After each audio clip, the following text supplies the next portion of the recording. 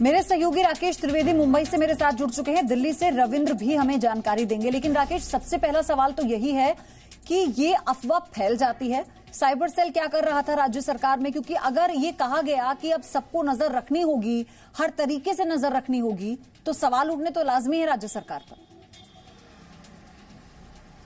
निश्चित तौर पर देखिए कई सारे सवाल जो है वो उठने लाजमी है पयोधी। सबसे पहले आपको मैं अपडेट दे दूं कि इस मामले में फिलहाल विनय दुबे को गिरफ्तार दिखा दिया गया है, क्योंकि बीती रात तक जो है उसे सिर्फ हिरासत में लेकर के पूछताछ की जा रही थी, लेकिन अब उसे पुलिस ने बाकायदा गिरफ्तार दिखा दिया है और अब से कुछ समय के बाद उसके मुंबई की एक अदालत में जो है पेशी की जाएगी और उसकी रिमांड ली जाएगी। जहां तक बात है सवाल की, तो देखिए एक जो थियरी ये निकल के आ गई थी कि ये जो लोग हैं वो ट्रेन पकड़ने के लिए आए थे, जैसे कि हमने अभी बताया अपनी कहानी में भी कि ट्रेनें तो वहां से जाती नहीं, लेकिन इसके अलावा और 2 से 3 बिंदु ऐसे हैं जिस पर मुंबई पुलिस फिलहाल अभी जांच कर रही है। सबसे पहली बात की क्या वाकई में ये लोग ट्रेन पकड़ने आए थे, या फिर जब पुलिस ने इनसे पूछताछ की तो ट्रेन पकड़ने का सिर्फ एक बहाना बताया गया? क्योंकि खास तौर से पुलिस का ये मानना है, उनको अब तक की प्राथमिक जांच में पता चला है, जो हमें सूत्रों से जानकारी मिल रही पयोधी, उसके मुताबिक ये जो लोग हैं ये कई दूर दराज के इलाकों से मुंबई के बांद्रा स्टेशन पे नहीं पहुंचे थे। ये ज्यादातर जो लोग हैं ये सब बांद्रा स्टेशन के आसपास के इलाके में रहने वाले लोग ही थे। तो अगर ये ट्रेन का अगर संदेश किसी के पास आया होता तो कोई अंधेरी से, कोई सायन से, कोई कुगला से, अलग अलग ठिकानों से यहाँ पे इकट्ठा हुए होते, लेकिन ये लोग आसपास के लोग ही थे। क्योंकि जगह जगह पर जो इतनी चेकपोस्ट नाकाबंदी है, सभी गाड़ियों को चेक किया जाता है और सिर्फ इसेंशियल सर्विसेज की गाड़ियों को छोड़ा जाता है। ऐसे में किसी और जगह से आना इनके लिए मुमकिन नहीं था। तो सिर्फ बांद्रा लोकेलिटी के जो लोग इकट्ठा हुए वो आखिर कैसे इकट्ठा हुए, ये भी अपने आप में एक सवाल है। क्या किसी और साजिश के तहत जो इन्हें एक मैसेज दिया गया और इन्हें इकट्ठा होने के लिए कहा गया? आखिर इस पर्दे के पीछे की कहानी में कौन है? क्या विनय दुबे एक ही ऐसा चेहरा है या इसके जैसे और भी कई चेहरे इसके पीछे छिपे हो सकते हैं? इसकी तफ्तीश की जा रही है। इसके अलावा लोगों को ये पहले से ही पता है कि उद्धव ठाकरे मुख्यमंत्री ने 2 दिन पहले ही, प्रधानमंत्री की घोषणा करने के 2 दिन पहले ही जो है लॉकडाउन को एक्सटेंड कर दिया था 30 अप्रैल तक। प्रधानमंत्री ने तो उसे बस 3 दिन और आगे बढ़ा करके 3 मई का है, तो उसका भी विरोध दिखाना, ये वाली जो कहानी है वो भी पुलिस को गले नहीं उतरती। ये खुद मुख्यमंत्री के ऐलान के बाद ये बात भी साफ हो गई थी कि मुंबई में जो ट्रेनें हैं वो बंद ही रहने वाली है। तो कोई ऐसी बात नहीं कि प्रधानमंत्री की घोषणा के बाद मुंबई के इन लोगों को अचानक पता चला है कि लॉकडाउन जो है वो एक्सटेंड हो गया हो।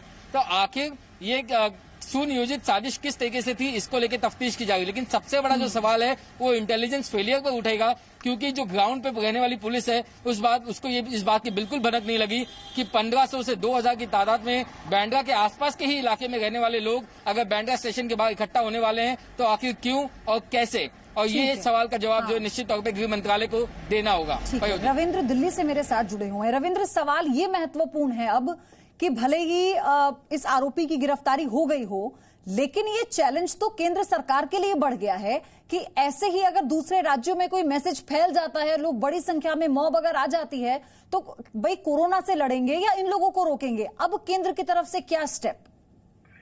बिल्कुल, ये दूसरी कहानी है। अगर दिल्ली की घटना याद करिए तो यहाँ भी इस तरह के आरोप लगे थे कि एक पर्टिकुलर पार्टी के कुछ पार्षद हैं, उन लोगों ने अफवाह फैलाई थी और जिस तरह से भीड़ आपने देखा हो कि किस तरह से हजारों की संख्या में लोग एक आनंद विहार की तरफ चल दिए थे। और वही चीज बांद्रा में भी, जिसा राजीव भी बता रहे थे और आपने भी दिखाया कि इस तरह की अफवाह फैलाई गई जानबूझकर, साजिशन। तो ये कहीं न कहीं कमजोर करने की ही रणनीति है।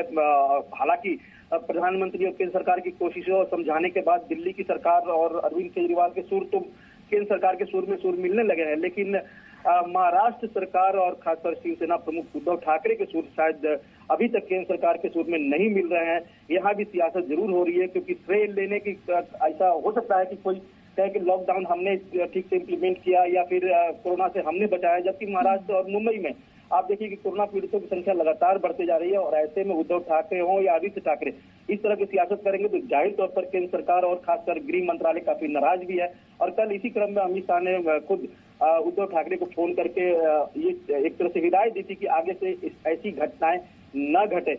और अब मैं बता दूं कि जो हमें जानकारी मिल रही है, खुद केंद्र सरकार और अपने जो तंत्र हैं उसके जरिए पूरे मुंबई हो या पुणे हो, जो जो हॉट स्पॉट है उस पर कड़ी नजर रखे हुए हैं। ठीक है रविंद्र, बहुत बहुत धन्यवाद आपका ये जानकारी साझा करने के लिए। राकेश, आपसे आगे अपडेट लेते रहेंगे वहां पर किस तरह के हालात हैं और अब राज्य सरकार क्या कदम उठाएगी, जो उम्मीद की जा रही है। लेकिन एक बड़ी खबर ये आई है कि कांग्रेस विधायक इमरान खेदवाला कोरोना टेस्ट में वो पॉजिटिव पाए गए हैं। विधायक इमरान ने सीएम विजय रूपाणी और नितिन पटेल से मुलाकात की थी। विजय रूपाणी समेत बैठक में मौजूद सभी लोग मेडिकल एक्सपर्ट की राय लेंगे, जिसके बाद कोविड-19 का जो भी प्रोटोकॉल है उस पर ही क्वारंटाइन करने से लेकर कोविड टेस्ट किया जा सकता है।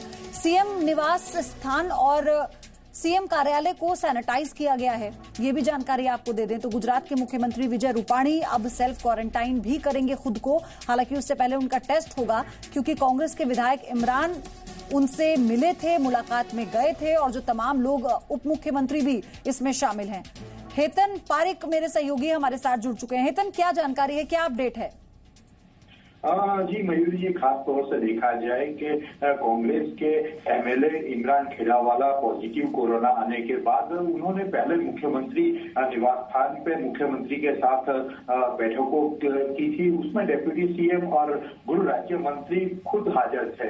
यानी इसके कारण अभी जो खास बात सामने आ रही है वो आज सुबह ये 3 वीवीआईपी जो लोग हैं, मुख्यमंत्री, डिप्टी सीएम और एमएस होम, वो तीनों मेडिकल एडवाइजरी लेंगे और कोविड-19 के अंतर्गत प्रोटोकॉल अंतर्गत उनको क्या करना है और उसका मार्गदर्शन लेंगे और उसके बाद क्वारंटाइन करने की बात हो सकती है और कोविड-19 का टेस्ट कराने की भी बात हो सकती है। लेकिन जहां तक देखा जाए तो कल देर रात को मुख्यमंत्री निवास स्थान को सैनिटाइज भी किया गया है। यानी पूरा मामला अब हाई प्रोफाइल हो गया है और हाई प्रोफाइल मेडिकल एडवाइजरी के बाद वो सब लोग आगे बढ़ेंगे। जी मयूर, ठीक है, बहुत बहुत शुक्रिया आपका इतनी सारी जानकारी साझा करने के लिए। तो फिलहाल तो अभी टेस्ट होना बाकी है। क्वारंटाइन में भी जाएंगे गुजरात के मुख्यमंत्री विजय रूपाणी और आज शाम 5:30 बजे कैबिनेट की अहम मीटिंग होने वाली है। बैठक में लॉकडाउन 2.0 को लेकर कुछ बड़े फैसले हो सकते हैं।